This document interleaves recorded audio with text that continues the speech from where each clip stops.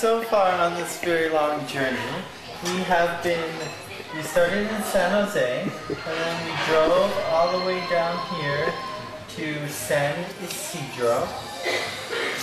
And from San Isidro, we visited Buenos Aires. And where's and we outside. Visited Cloud Rainforest as well. Nubes is up on this side. And Las Nubes here. And then we went all the way down here to Ubita, where we did the snorkeling and stayed at the Las Casinga Lodge with the lovely, delicious food that everybody enjoyed. And then we drove all the way, we've been driving all the way today, up this line to Monteverde. Our last stop before we go all the way back to San Jose. So let's have a birdathon update. Okay.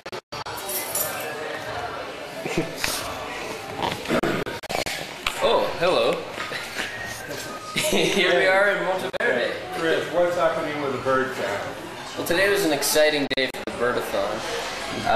After reaching our mark of 149 birds early on in the day, we were hoping to get to that big 150 mark. And sure enough, Howard had some tricks up his sleeve. As we stopped off at a bridge, we were told that the weight of the bus with everyone on it would probably collapse the bridge. So we all got off the bus. Who told you that? Howard did. We got off the bus, started walking across the bridge, and immediately everyone just started freaking out because there was crocodiles all around the river. And then out of nowhere came a group of 6 scarlet macaws flying over the group. It was just breathtaking. And that was our 150th birdathon, and it couldn't have been more spectacular or more awesome. There you go. Hey. Cover my face.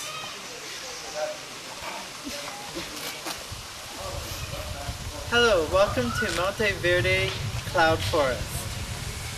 Our adventures have taken us from the Pacific coast of Las Casinga to the mountainous region of Monteverde. This is a cloud forest, which means that as the cool Caribbean air comes up over the mountain and cools down, it creates some thin mist, and we will actually be doing some day and night hikes through this. We'll also be doing a zip line adventure through the mountains, and we're just going to explore the area, and hopefully we can find some new bird species and maybe some butterflies and monkeys. Hopefully we'll see a jaguar as well. That's what I'm counting on the most. It's actually, I would say this is one of the most beautiful walking sticks that we got here. Because if you take a careful look at this, they got green and brown, so it looks like a branch that is not there yet. Yeah. Am I gonna guess that it's running away from maybe a bird? Because otherwise they will move for daytime. Like normal, I will say that if you want to see this, you have to go on a night hike. And either like that is not a guarantee because they're amazing camouflage that they got. So we're pretty lucky to have that fall on you? Yes. That's for sure. They're not poisonous, but in Costa Rica a lot of people believe that these things are poisonous. So they actually don't bite, but there is an interesting story that Costa Rica people is really afraid of them because they say that if you get bit by one of these, you're gonna be like that skinny. So actually, by many years, Costa Rican people was really afraid of them. But now, especially in the last 5-10 years, we're the fashion, and you have to be really skinny, so then people consider you handsome and all this stuff. You have no idea how many people were trying to get bit by one of these. The problem is they don't bite. The forest is absolutely gorgeous. We just saw 2 quetzals, and actually the male quetzal turned around and you could see its red breast, and that was pretty amazing because it was so close to the pathway. And we just saw a little snake, which was pretty cool because it's, we haven't seen any of those around lately. Had to keep our distance because the guide told us that it has a tendency to spray venom at passerby. So that was pretty good. It goes like, I think, red touching yellow kills the fellow. Red touching black is friend of Jack. Now, the problem is in Costa Rica, red touching black, you kills Jack. So, it's only one case that's going to work like that. But in general, colors. So, we'll say that, for example, pit vipers, it's going to be a diamond-shaped head, elliptical eyes, like the eyes of the cats. 4 holes on the head, sorry.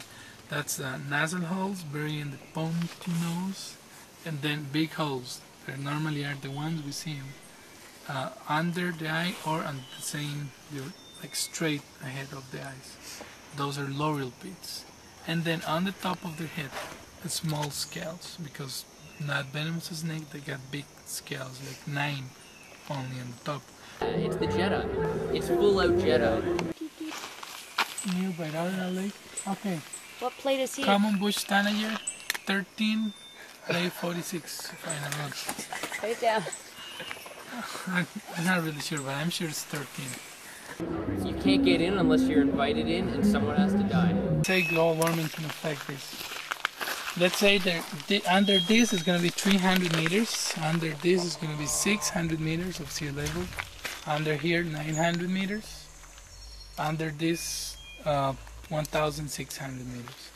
Where we missed frogs was only on this elevation.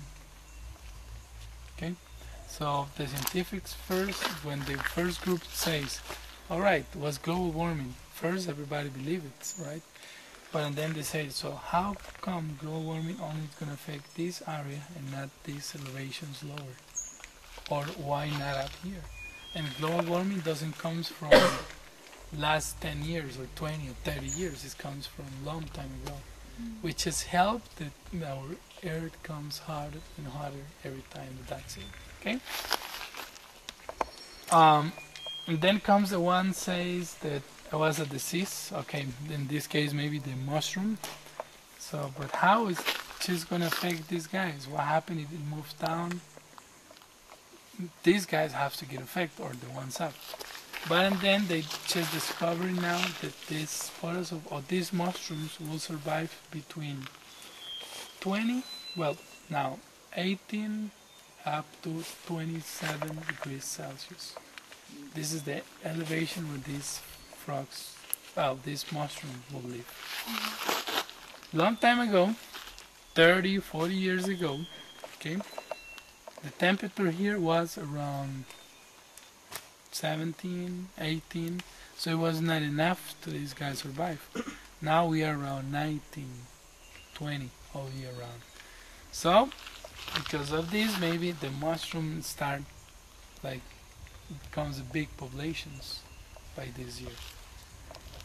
So that's the way how the global warming can affect this. For example, birds.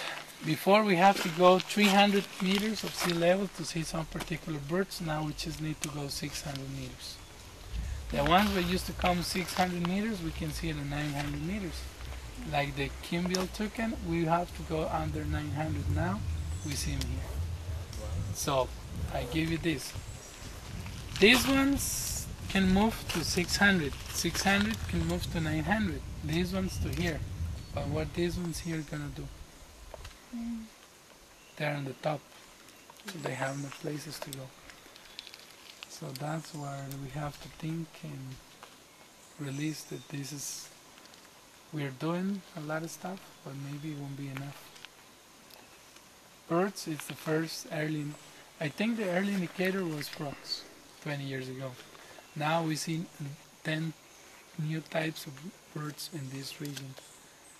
Then maybe in 5 years we'll see mammals that we won't spotted here. And I don't know, let's say 100 years we'll start see how we get new trees. Like from lower elevations they start coming up here, because the birds that they eat the fruits, it will carry seeds. Maybe right now won't survive, but I don't know. I'll be afraid to think how this weather is going to be in 100 years.